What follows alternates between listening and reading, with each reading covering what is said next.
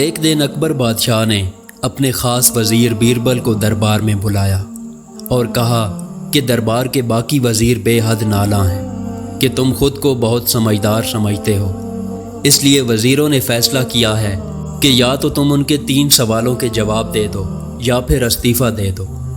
یہ سن کر بیربل تھوڑا پریشان ضرور ہوا، لیکن اس کو اپنی عقل و دانش اور اپنے مخالفین کی کم عقلی پہ پورا یقین تھا۔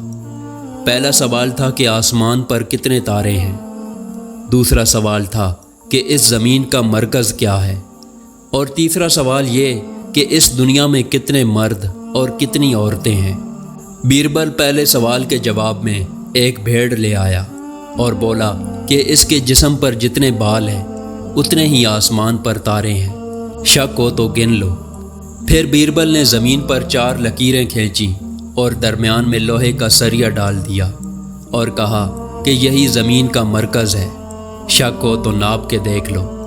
آخری سوال کے جواب میں دوسرے وزیروں کی طرف دیکھتے ہوئے کہا کہ دنیا میں آپ کی طرح اور بھی مخلوقات ہیں جو مرد ہیں نہ عورتیں ہیں، تو جب تک ان کو ختم نہ کیا جائے مردوں اور عورتوں کی صحیح تعداد کا اندازہ لگانا ناممکن ہے۔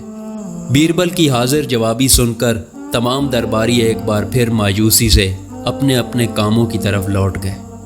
اس قسم کی مزید ویڈیو دیکھنے کے لیے ہمارے چینل کو سبسکرائب کریں۔ شکریہ۔